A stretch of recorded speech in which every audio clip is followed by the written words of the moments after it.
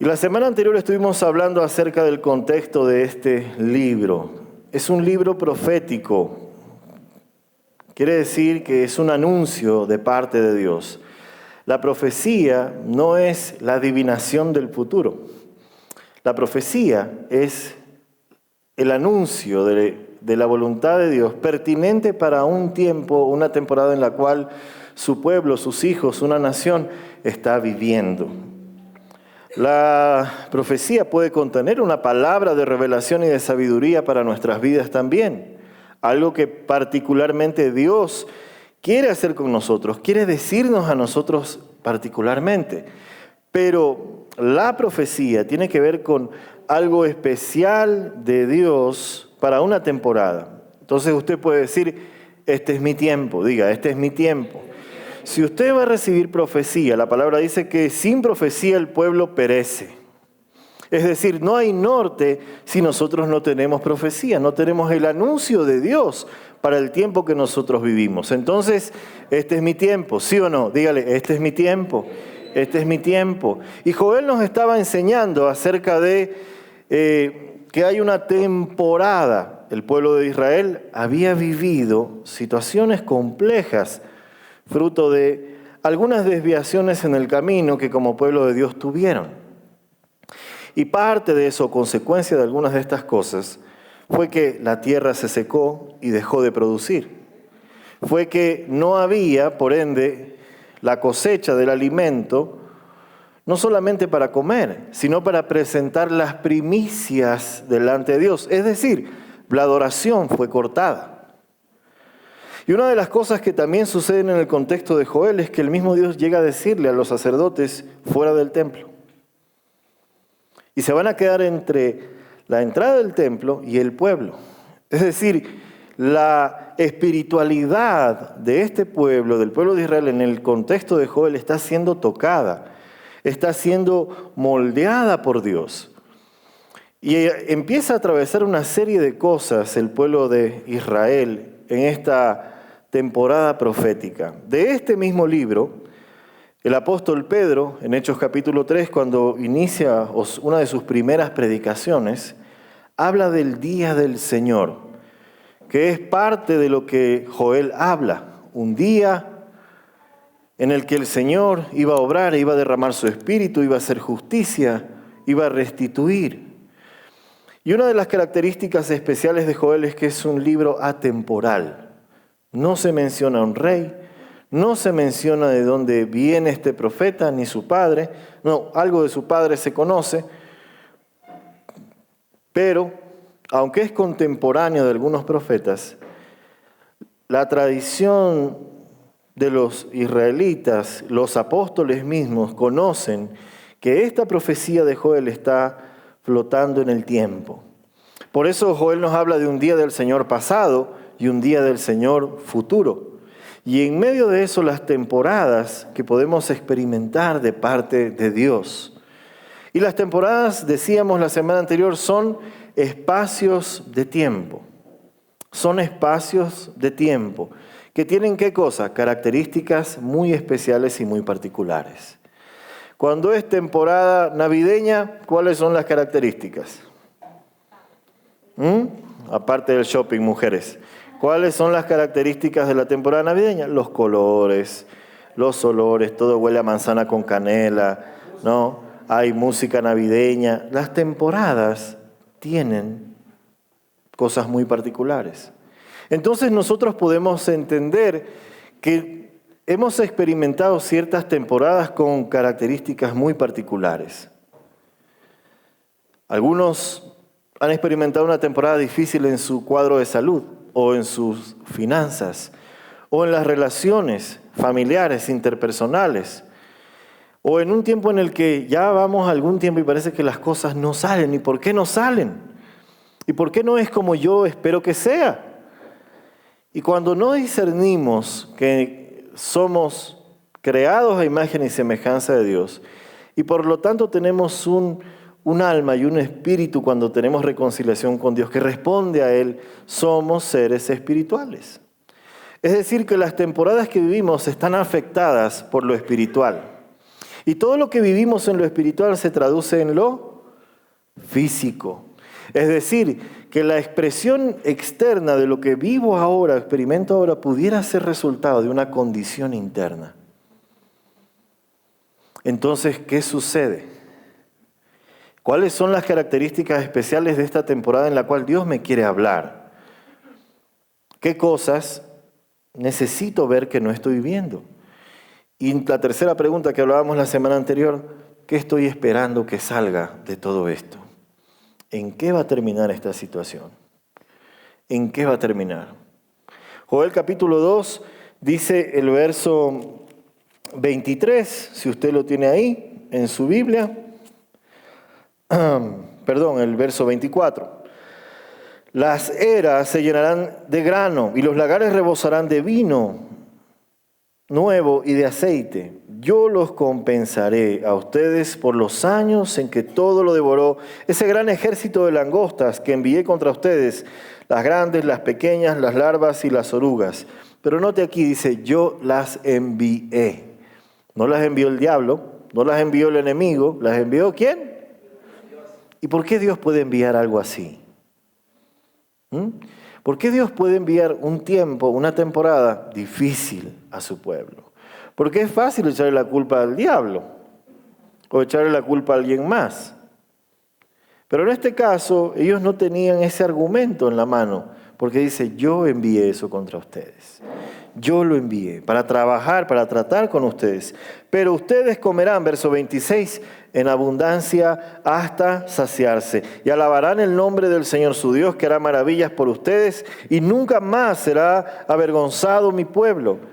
Entonces sabrán que yo estoy en medio de Israel, que yo soy el Señor su Dios, y no hay otro fuera de mí. Pero es una promesa que viene de un contexto complejo.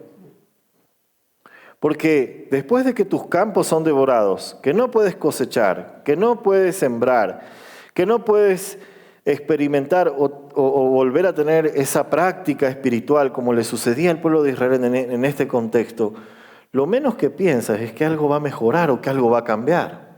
Nuestra humanidad se inclina a pensar que será más de lo mismo. Y si ya vivíamos un tiempo complicado, encima nos cayó el paro. Y cuando ya parecía que no pasaba el paro, ¿no? Y siguen las malas noticias y malas noticias. Y le damos nosotros entrada a todo eso. ¿Cómo creer? ¿Cómo abrir la mente, el corazón, el alma a una promesa de Dios de provisión, de multiplicación, cuando el panorama externo, las circunstancias nos gritan que no es bueno? El apóstol Pablo dice, vendrán los días malos. ¿Y podemos tener días malos? Sí, podemos tener días malos. Ayer perdió mi equipo y fue descalificado en la Copa. Podemos tener días malos. Podemos tener temporadas difíciles, tiempos complejos. Pero lo que está diciendo Dios también aquí es, yo que me muevo en la eternidad, puedo redimir el tiempo.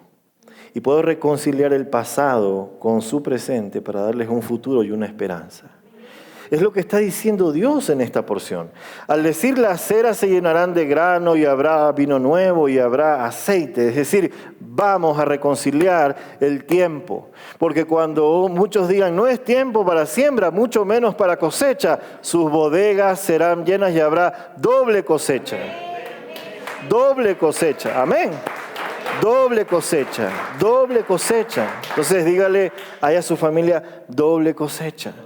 Entonces Dios nos está hablando de recuperar tiempo perdido.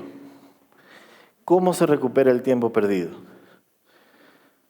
Si nos han enseñado que lo que no se puede recuperar es el tiempo. Es difícil, o es imposible, mejor dicho, recuperar el tiempo perdido. Cuando nosotros estuvimos de luna de miel, por allá hace 10 años casi, ¿no? Dios nos dio la bendición de estar en un parque en Disney, ¿no? Y estábamos ahí. Y mi esposa no quería perderse un desfile. había un desfile en el parque y ella no se lo quería perder y nosotros estábamos, ya es la hora del desfile y todo eso. Y yo paré para tomarme una limonadita porque hacía un calor, ¿no? Y bueno, entonces agarré mi mochila, mis cosas y las puse en la mesa y me tomé la limonada, me refresqué, salimos de ese lugar, cogimos un tren, después del tren cogimos un bus, después caminamos un montón de tiempo y llegamos donde estaba el desfile y había una cosa que queríamos comprar, algo chiquitito ahí. Entonces mi esposa me dice, la plata.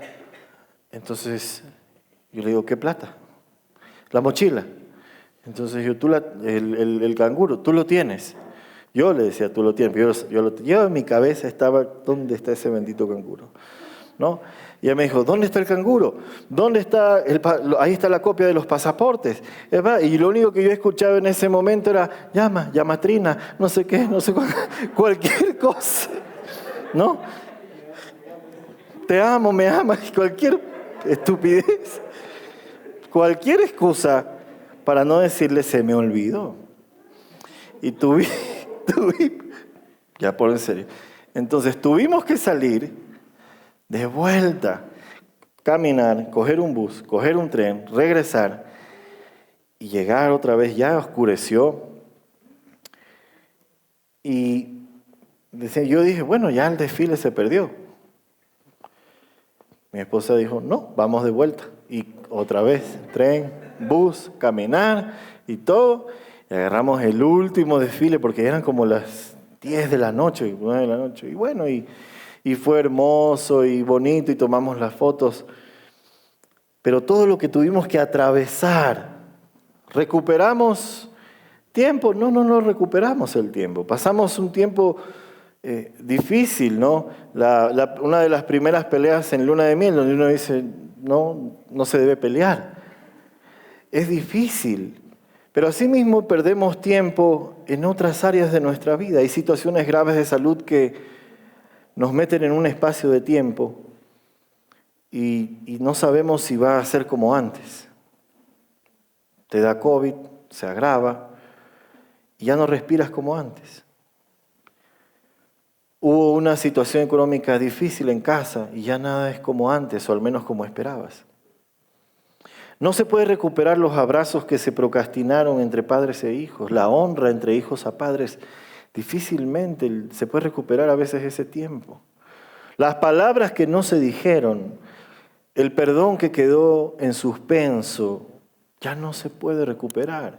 Y muchos vivimos cargados con toda esa basura, con todo ese espacio de tiempo perdido y lamentándonos, y a veces vivimos en amargura y llegamos a los pies de Cristo muchos y Dios nos habla.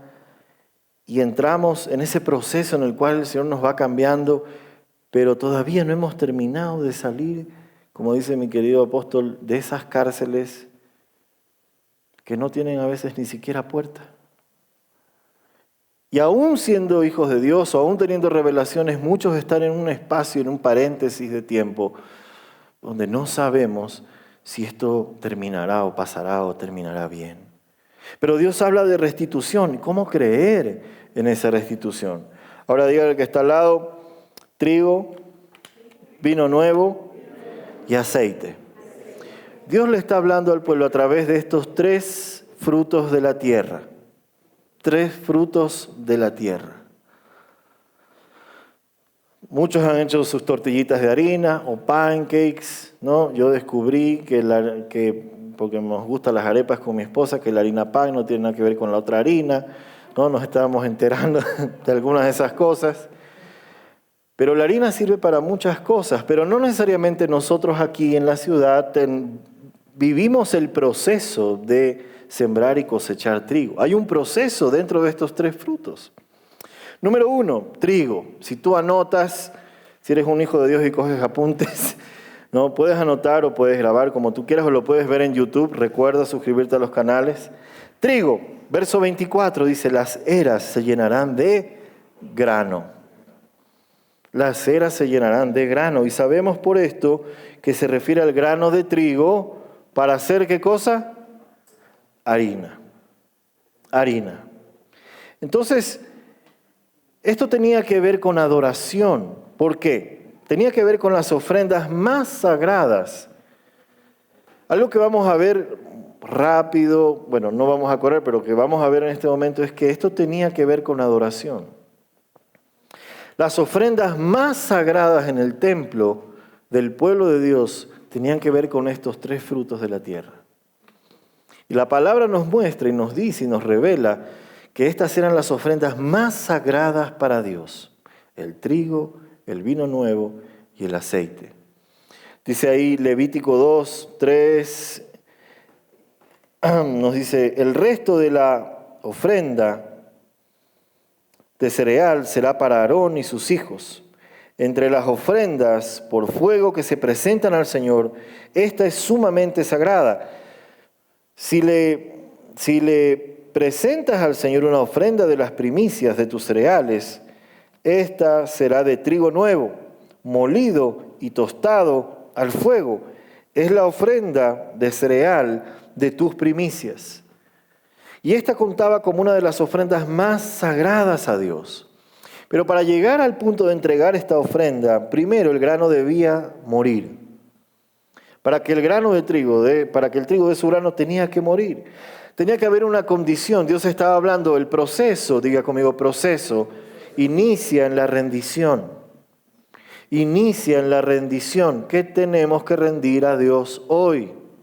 Este proceso de restitución de Dios iniciaba en que la postura de Israel sea de rendición. Y Joel, que es atemporal, nos dice este proceso de restitución. ¿Cuántos quieren restitución? Empieza con rendición. Este proceso de restitución empieza con rendición. Jesús les dijo: si alguien quiere ser mi discípulo, tiene que negarse a sí mismo, tomar su cruz y morir. Hablaba de una condición de rendición, no de flagelarse en el nombre de Jesús. Eso no enseña la Biblia. Habla de una condición de reconocer y humillarnos delante de Dios. Para algunos esto es incómodo, porque lo que menos queremos es humillarnos. Porque entendemos la humillación como degradación. Pero la Biblia nos enseña que es la puerta a la presencia de Dios, al favor de Dios. Porque dice que el corazón de Dios está con los humildes. Y vinimos de una temporada recibiendo palabras acerca de la humildad, acerca de deponer el orgullo, acerca de trabajar en nuestro carácter. Y Jesús nos habla acerca de rendición. Se debía separar la cizaña, que se podía confundir con el trigo. Para que tú coseches grano de trigo, tenías que separar estas espigas que crecían a la par, pero no las podías separar apenas crecen. Tenías que esperar una porción de tiempo, casi que se igualen, para poder reconocer qué es cizaña y qué es trigo. Es decir, que hay que pagar el precio en el proceso del tiempo para discernir a través de la rendición.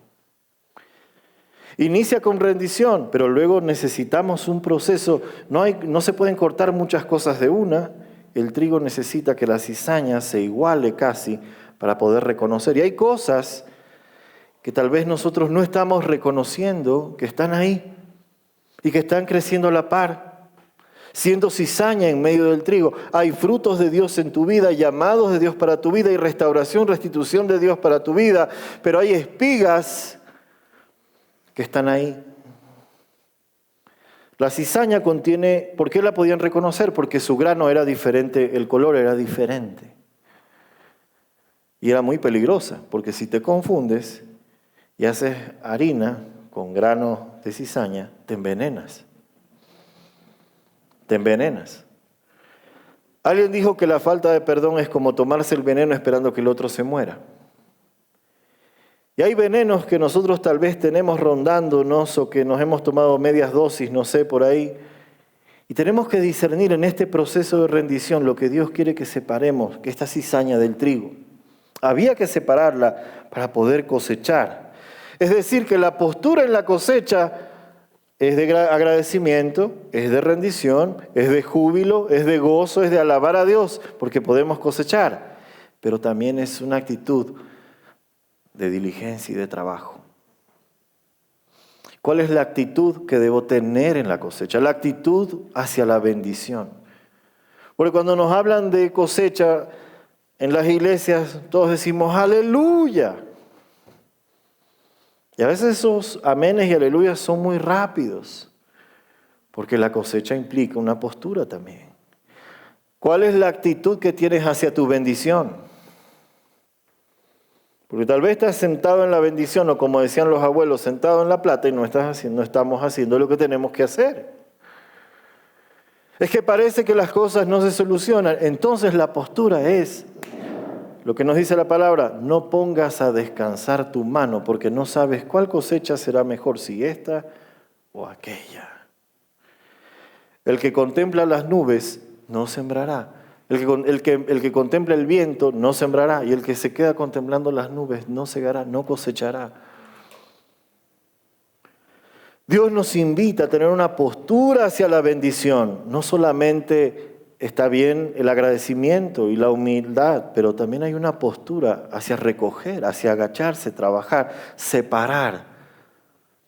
Hay cosas que yo tengo que separar, hay pensamientos que deben morir, hay acciones que debo tomar para que la restitución venga. Trigo.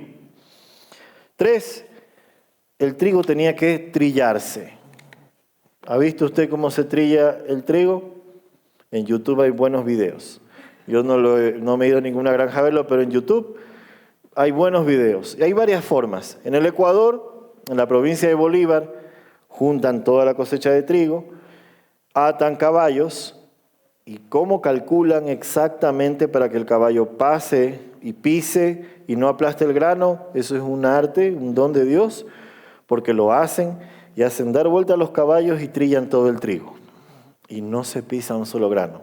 ¿Cómo lo hacen? No sé. Otra forma es acostar las espigas y golpearlas. Y cuando el trigo se golpea, se separa esa espiguita donde está el grano. Luego y que después lo trillan, lo lanzan al viento. Y el viento separa por el peso la hojarasca del peso del grano. Es decir, este fruto tiene un peso, pero necesita del viento, necesita la fuerza de ese viento para que esa basura que todavía está ahí sea quitada. Tú vives tu proceso, dices, ok, he reconocido algunas espigas que tenemos aquí, pero todavía hay unas pequeñas basuras y hay que discernir mucho más profundo. Necesitamos al Espíritu Santo. El viento, Jesús decía, el viento sopla por donde quiere y lo oyes silbar. Y aunque ignoras de dónde viene y a dónde va, lo mismo pasa con todo el que nace del Espíritu. Necesitamos nacer del Espíritu. Necesitamos ponernos en manos de Dios para nacer del Espíritu y que la hojarasca sea quitada, el grano caiga y el peso del fruto para el cual estamos diseñados para dar se manifieste. Pero hay que nacer del Espíritu. Por eso la Biblia menciona o hace una relación al Espíritu Santo con este viento. Último, con el trigo, había que molerlo, porque si no, no sale la harina, y había que pasarlo por el fuego. Y dice que entre las ofrendas presentadas a Dios, esta contaba como una de las más sagradas. Así que a través de la promesa de que las bodegas se llenarían de grano, Dios les estaba restituyendo a su pueblo, ¿qué cosa? Adoración. ¿Te has sentido que no puedes levantar las manos para adorar a veces? Oraciones que no te salen a veces. Quieres orar, pero la verdad es que no me sale una oración. Y no se trata de elaborar oraciones. Pero el autor a los Hebreos dice, levanten las manos caídas y fortalezcan las rodillas endurecidas para que se doblen. Porque una rodilla endurecida no flexiona. Una vida que no se rinde, no puede levantarse, no puede levantar las manos. Si el trigo no es trillado, golpeado, molido y pasado por el fuego, no se convierte en una ofrenda. Así que Dios está trabajando la fe y el carácter de su pueblo aquí. Está restaurando adoración. ¿Me sigue? ¿Qué debo hacer entonces? ¿Qué es lo que debo hacer? Porque no hay adoración sin rendición, sin madurez, sin nacimiento del Espíritu y una fe marcada o pasada por el fuego. Entonces el salmista decía, me equivocaba aquí, porque estoy generando muchos problemas a la gente multimedia, me imagino. Pero el salmista decía, ¿qué debo hacer entonces? Pues orar con el Espíritu, pero también con el entendimiento. Esto decía Pablo en 1 Corintios 14:15. ¿Qué debo hacer entonces? Orar con el Espíritu, pero también con el entendimiento. Cantar con el Espíritu, pero también con el entendimiento. Note esto. Orar con el Espíritu, pero también con el entendimiento. No porque el Espíritu no discierna, pero a Dios tienes que adorarlo entendiendo. Entiende tu proceso. Entiende este proceso, vive este proceso, atraviesa este proceso. Paguemos el precio del proceso. Epicentro tiene 2 años y un poquito más. Y hemos pagado el precio del proceso en medio de una bendición acelerada, en medio de tiempos acelerados, en medio de abundancia. Pero también hay ciertos momentos en que Dios nos está preparando para una nueva bendición. ¿Qué debo hacer? Adoro con el entendimiento, con el Espíritu. Canto con el Espíritu, también con el entendimiento. Dile al que tienes al lado, entiende tu proceso. Vino nuevo, ni tampoco se cosecha vino nuevo en odres viejos, porque de hacerlo así se reventarán los odres. Se derrama el vino y los odres se arruinan. Más bien, el vino nuevo se echa en odres nuevos, y así ambos se conservan. ¿Por qué se rompen los odres viejos? Porque no pueden ceder a la energía que libera el vino nuevo. Eso pasa naturalmente. Cuando el vino nuevo entra en un odre, empieza a liberar energía. Y si el odre está viejo, no puede resistir esa energía. Los odres se arruinan, el vino se derrama. Así que el vino nuevo en Joel nos habla de un mover del Espíritu Santo. Hay un mover del Espíritu Santo para las familias. ¿Usted quiere un mover del Espíritu Santo para su familia? Diga, yo quiero un mover del Espíritu Santo. ¿Está preparado el odre para recibir el vino nuevo?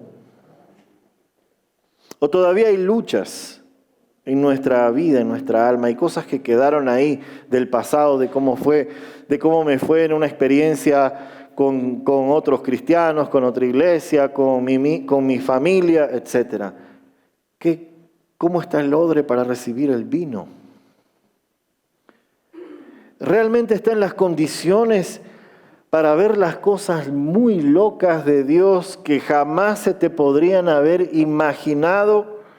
Porque la Biblia dice, cosas que ojo no vio, ni oído yo, son las que Dios tiene preparadas. Dios tiene unas cosas loquísimas, extremadamente locas. Y un odre viejo no las puede resistir. Cosas como que renueves tu identidad de hijo y despiertes a la paternidad de Dios. Un odre viejo no resiste eso.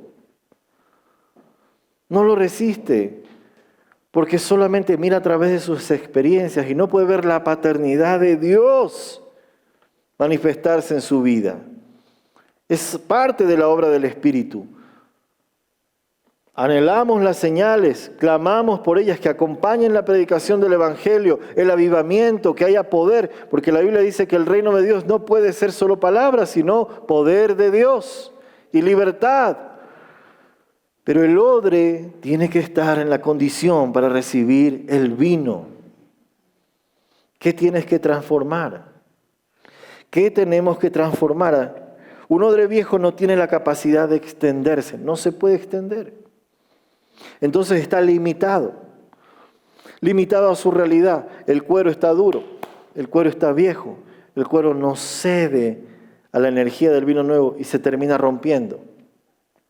Y muchos que no cedemos a las cosas nuevas de Dios nos podemos romper en nuestros propios moldes y nos podemos decepcionar pensando que nos decepcionamos de Dios o de la iglesia o de una doctrina. Según nosotros, podríamos estar cayendo en un camino de un pensamiento religioso, un pensamiento miserable, perdón que lo diga así, que nos ata, nos condiciona y no nos deja ver todo el mover de Dios. El odre viejo solamente puede repetir en lo que ha sido adoctrinado. No se puede extender. No puede adoptar nueva revelación. Solamente repite en lo que ha sido adoctrinado. Le da terror pensar que Dios le va a enviar un sueño, una revelación, va a restaurar sus sueños, va a restaurar su ánimo, que Dios va a mostrarle un camino diferente. Romanos 11, 31 en adelante dice que nadie puede conocer los caminos del Señor, nadie le enseñó a Él, nadie le dio primero a Dios para que Dios le tenga que devolver. Es decir, es un camino mucho mayor. Y el odre viejo no lo soporta. Le es más fácil muchas veces a quien reconoce su condición de indigno, de rescatado, de necesitado de salvación, convertirse en un odre nuevo que a un creyente convencido de su propia piedad. ¿Se entendió esto? Muchas veces le es más fácil a las personas que reconocen de dónde Dios los ha sacado poder soportar el vino nuevo. Hay mucho evangélico convencido de su propia piedad y su propia santidad superior a los demás que no puede disfrutar del vino nuevo. No lo entiende, no lo soporta, no discierne. Por eso muchas veces decimos, ¿y cómo esta persona que era así, tan pecadora y todo así, y ahora está predicando, y ahora está hablando, y ahora Dios lo usa para hacer milagros, y yo llevo como 30 años en la iglesia y no pasa nada? Odre viejo. El vino nuevo a muchos les parece una locura. El que no tiene el Espíritu no acepta lo que procede del Espíritu de Dios, pues le parece locura. No puede entenderlo porque hay que discernirlo espiritualmente. 1 Corintios 2:14. El primer milagro que realizó Jesús tenía que ver con el mover de vino nuevo. En una boda, pues tuvo que convertir el agua en vino. Y muchos se quedaron con que transformó agua en vino. Pero lo que él estaba haciendo, estaba mostrando el inicio, la entrada. Inicia el mover de Dios con Jesús. Y eso comienza con un milagro donde se produce vino. Vino y el mejor vino. Porque en el proceso del vino, después de la primera prensa, el primero es el mejor vino, el apartado. Y al hacer ese milagro, Jesús está diciendo, como lo hace después, dice, el reino de los cielos se ha acercado, el vino nuevo llegó. El vino nuevo llegó en Jesús. ¿Cómo está nuestro odre? No se trata de lo externo, un odre por fuera se ve igual a otro odre. Por más que tú te adornes, si no se transforma de adentro hacia afuera, el odre se ve igual a cualquiera. Un odre viejo se puede ver igual que un nuevo. Se trata de transformación. El vino nuevo hará su trabajo. Al final romperá el odre que no cede. No puedes tratar de contener al Espíritu de Dios. No lo podemos contener. Es Dios. Y número 3, y vamos aterrizando en esto. Número 3, aceite. Aceite de oliva, no aceite de girasol, porque era el fruto que ellos tenían en ese momento, la oliva. ¿Y cómo entraba la oliva? Primero entraba en una especie de piedra, de pozo ahí, un pozo una base ahí, y una piedra grande arrastrada por un burrito o por un caballo, hacía rodar esta piedra y muele la oliva. Y la oliva es molida. Luego de que la oliva es molida, la oliva se tiene que recoger y se coloca en unos canastitos que se llaman eras. Esas eras se ponen una sobre otra y son prensadas y empieza a salir aceite. El aceite tiene un proceso. Tenía lugar nuevamente entre las ofrendas más sagradas, porque la ofrenda de harina de trigo había que pasarla por el fuego con aceite. Estas tres ofrendas tienen que ver con una restauración de lo más sagrado para Dios, de lo separado para Dios. También se usaba para ungir reyes, para ungir profetas. Las olivas para hacer aceite se cosechan golpeando sus ramas. Nosotros en el Ecuador, o al menos en Sudamérica, yo no he visto un campo de olivos, pero lo que pude investigar es que la única forma de cosechar olivas es dándole palo al olivo. Unos lo hacen con las manos, hay unas máquinas que tienen unas aspas y lo que hacen es hacer vibrar las ramas, golpear sus ramas. Es la única forma de cosechar olivo. Hay que zarandearlo y de esta manera el olivo renueva sus ramas. Mientras más es golpeado el olivo reverdece. Ojo a lo que Dios va a hablar a nuestras vidas hoy. El olivo es zarandeado. De esta manera el olivo renueva sus ramas y es tan fuerte que aunque lo quemes, él puede volver a reverdecer y dar el siguiente año nuevos frutos. Aunque quemes un olivo, el olivo puede reverdecer, tiene la capacidad de reverdecer. Por eso el Salmo 52:8 dice, pero yo soy como un olivo verde que florece en la casa de Dios. Yo confío en el gran amor de Dios eternamente y para siempre. Es decir, nuestra fe, aunque sea probada, zarandeada, sacudida, pegados de la mano de Dios, es la única forma de reverdecer. Reverdecer. Entre más se golpeaba el olivo podía renovar sus ramas. La prensa de aceite tiene una fuerte conexión con algo muy importante. Shemaní es la raíz de la palabra Getsemaní, donde Jesús atraviesa una temporada dice que estaba angustiado en ese momento. Y esta palabra significa prensa de aceite. Prensa de aceite. Las olivas entran en esa prensa y hacen presión, presionadas por grandes piedras. La primera prensa saca el mejor aceite y ese aceite es separado. No se puede usar, se entrega en adoración. El segundo aceite, la segunda prensa podía ser usada para que cocines, para que hagas las cosas de tu casa. Y la tercera prensa solamente servía para prender antorchas, lámparas, solamente para eso, para ser quemado. Pero Getsemaní tiene la relación con esta prensa de aceite, significa prensa de aceite literalmente. El relato de los evangelios dicen que Jesús atravesó una prensa. Es decir, Dios nos está diciendo, tus eras se llenarán de grano. Habrá vino nuevo en tu vida. Y yo pondré aceite.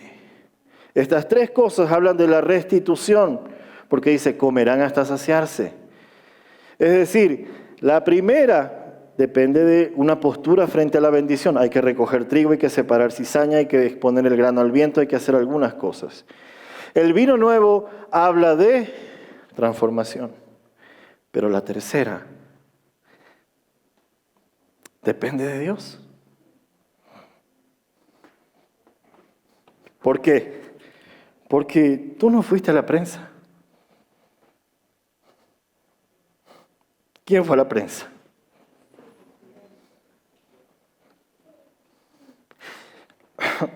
Entonces, Jesús se coloca como el instrumento para que tu adoración y la mía sea restituida.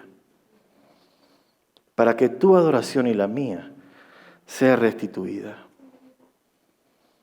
Si puedes subir el grupo de adoración y podemos preparar los elementos de la Santa Cena.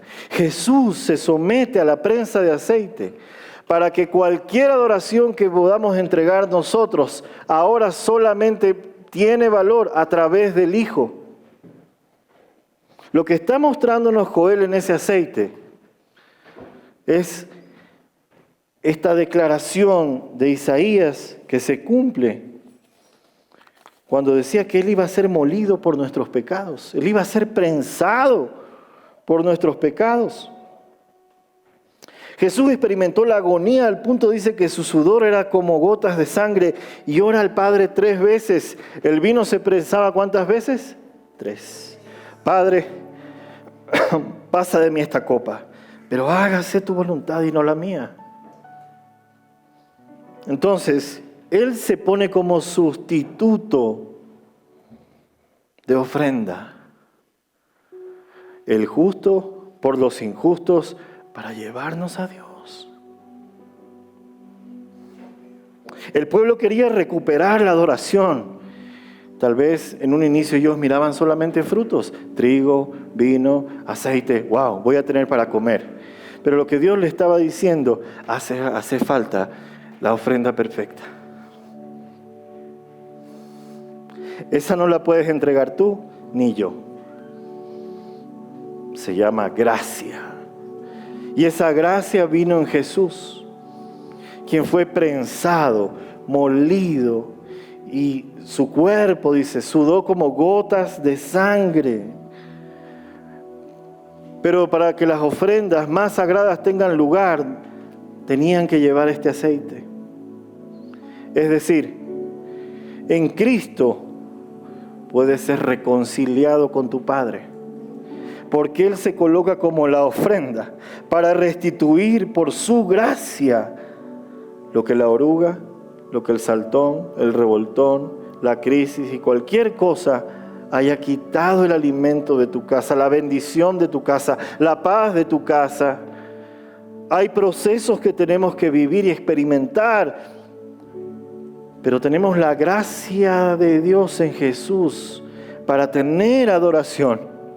Y cuando cenamos, cuando tomamos esta Santa Cena, ahora lo podemos hacer porque lo hacemos con el Espíritu, pero también con el entendimiento. Ahora, por la gracia en Jesús, podemos tomar un pan y una copa porque Él se colocó como la ofrenda perfecta.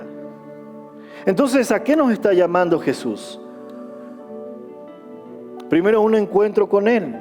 Por eso en Cristo somos reconciliados y ser restituidos por su gracia. Yo no sé qué es eso de hijo de Dios. Yo había escuchado de Dios, pero nadie me había enseñado acerca de Dios o de Jesús o del Espíritu Santo. No entiendo muchas cosas. Hay cosas locas de Dios que no vamos a entender, pero la gracia nos invita a ese amor sacrificial. Si tú jamás realmente has entendido esto y tú dices, yo puedo rendir mi corazón a Jesús, reconoce a Cristo en tu corazón y confiesa con tu boca ahora.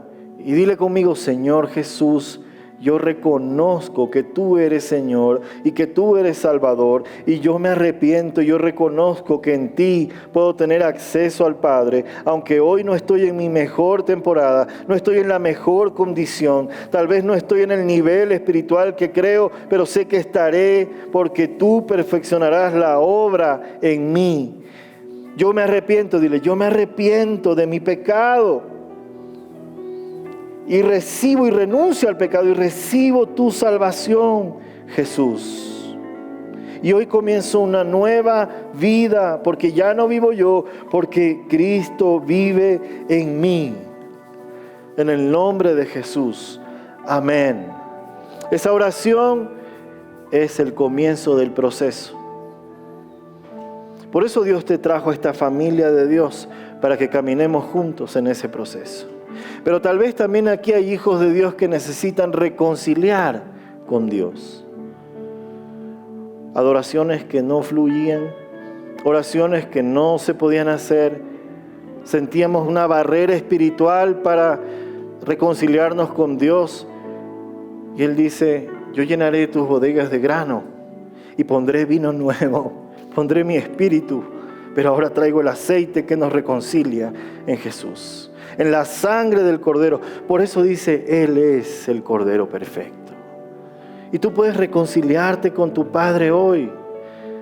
Si tú tienes cosas que reconciliar con Cristo, con tu Padre, con el Espíritu Santo hoy, dile, Señor Jesús, yo quiero reconciliarme contigo. Yo quiero tener entrada a ese trono de gracia. Pon en mí un corazón humilde, Señor. Pon en mí un corazón humilde.